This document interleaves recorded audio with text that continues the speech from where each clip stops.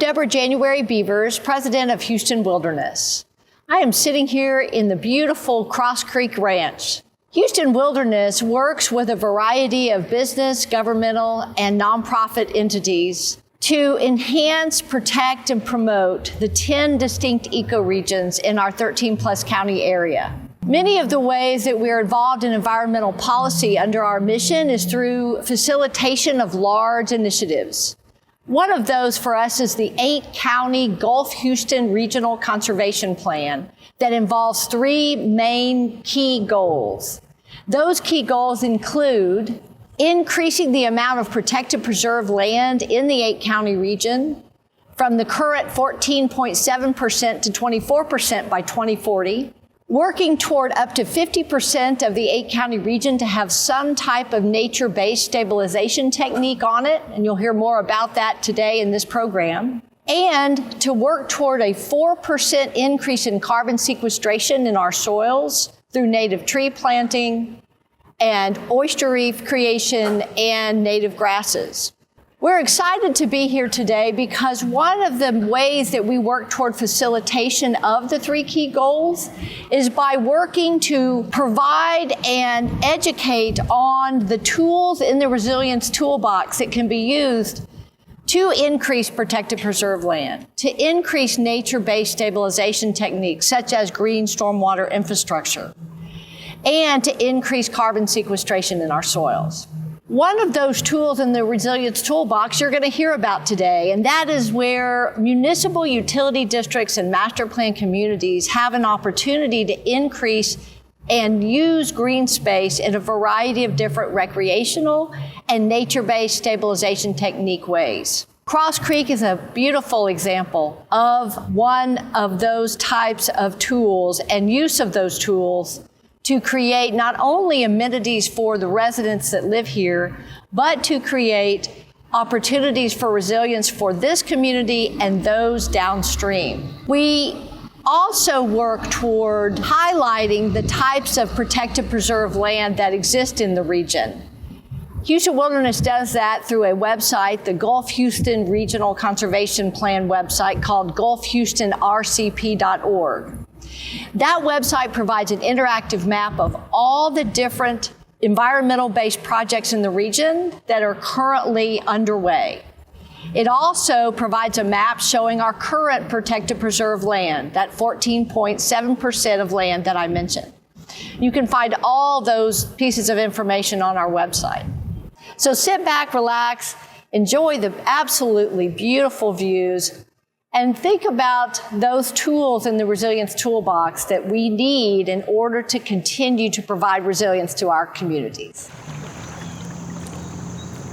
Good afternoon, everyone. My name is Rob Bamford. I'm the general manager of Cross Creek Ranch, a development by the Johnson Development Corporation. We are 3,200 acres strong and have 4,100 families living in Cross Creek Ranch today.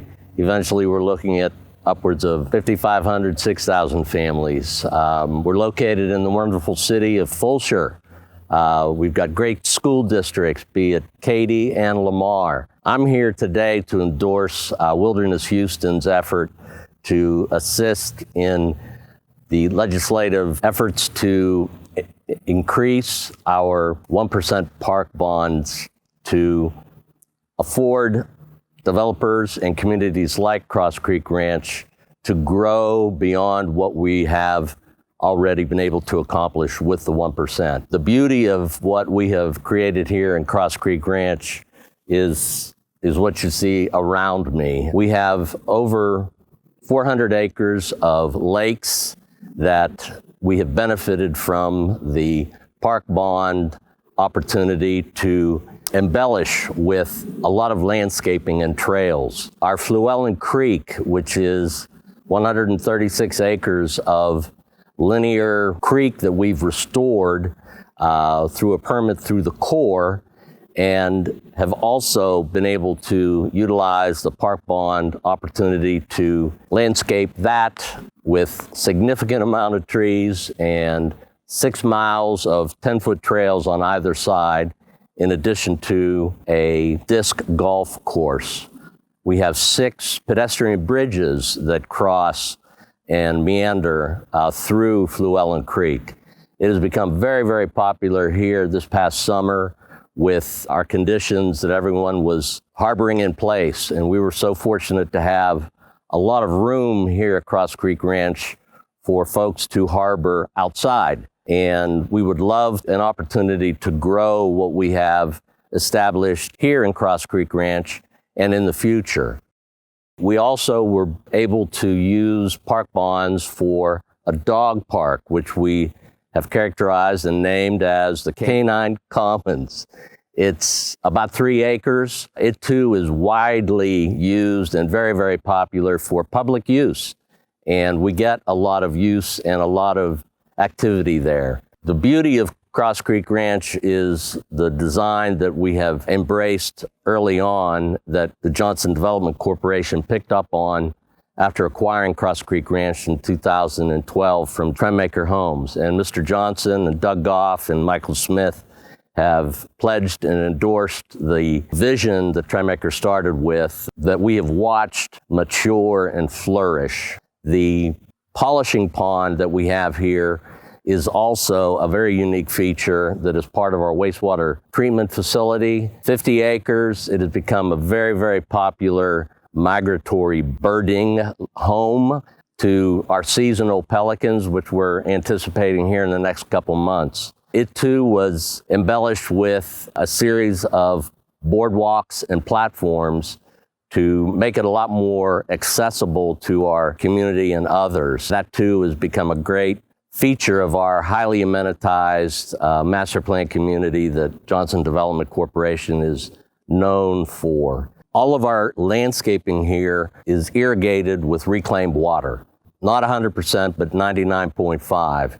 And water being a commodity that it is and will stay as is something that we're very, very proud of having accomplished after 12 years of this community being up and running. We have planted over 70,000 trees here. We have an on-site tree farm that supplements all of the landscape efforts that SWA has designed, and Brown & Gay has been our civil engineer on to help with the teaming of the consultants to create what we are now looking at and are very, very proud of. The beauty, again, of Cross Creek Ranch is what we're trying to achieve in being authentic to the natural conditions of the Katy Prairie. And we believe we've accomplished that and hope that it will continue to flourish. And we are going to have an opportunity to utilize additional resources through park bonds to grow what we've started into something even more magnificent. I thank you again for your consideration in this effort to encourage our legislators to consider the additional room in park bonds for master plan communities. Thank you. Good afternoon. My name is Howard Cohen with the law firm of Schwartz, Page, and Harding. Welcome. I've been asked to speak a little bit about the ability for districts to finance parks and recreational facilities and kind of where we've been and where we're going. So in 2003, the legislature added the ability to finance park facilities with bond dollars.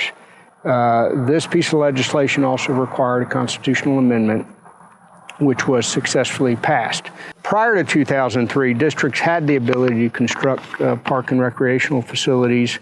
However, what they couldn't do, and what was new in 2003, was the ability to sell property tax-supported bonds to construct those facilities. The constitutional amendment was limited to certain counties. So there are 10 counties that you can do this in. And in this area, you know, we've got Harris, Galveston, Fort Bend, Brazoria, Waller, and Fort Bend counties that are counties that districts within those counties are have the ability to finance these facilities with bond dollars. And so what is recreational facilities? Well, it's a pretty broad term. It is a term of art in the statute, and it includes green belts, sidewalks, which you would normally consider a park, but open spaces and all sorts of recreational type facilities, including the lighting that may be associated with those facilities.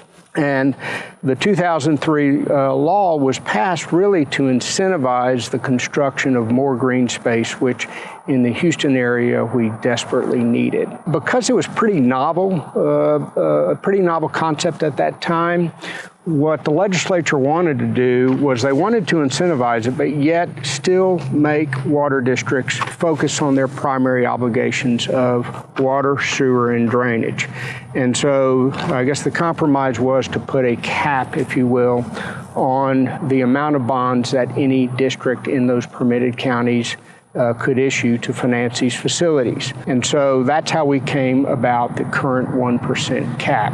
And that is a district can issue up to 1% of its taxable value within its boundaries to finance these types of facilities.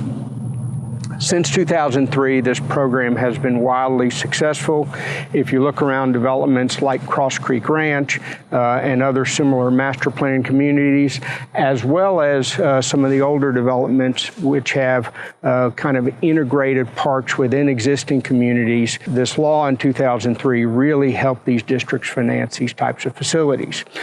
But where we are today is the restriction is really encumbering some districts from being able to achieve the types of parks that they want to achieve. And so we've been talking about perhaps relaxing the restriction. And the question becomes, well, what would that look like? Well, with any piece of legislation, it's hard to tell on the front end what it might look like coming out of the legislature. And it could be something really simple. For instance, today, all districts are treated the same, and every district is subject to the 1% cap, and so that 1% might be increased to, say, 2 or 3%, just kind of across the board. That could be one possible scenario. Another possible scenario is to treat different districts depending upon perhaps their stability and financial condition different ways. So the Texas Commission on Environmental Quality, which governs districts, has rules. And under the current rules, some districts are exempt from certain requirements. And so we could take those existing rules and that existing structure and overlay this park limitation with it. For instance, districts that are financially sound and can get a credit enhanced rating might be able to sell park bonds without the restriction, and those that don't meet that requirement might continue under the existing restriction. My intent is really not to kind of get into the weeds about how it would look like, but rather to give you some examples of where this legislation might go if we're able to get it filed. And then it could be a combination of those two items, or perhaps any other item that I've not thought about. But the idea here is to relax the existing restriction so we can expand the park facilities that districts are currently financing.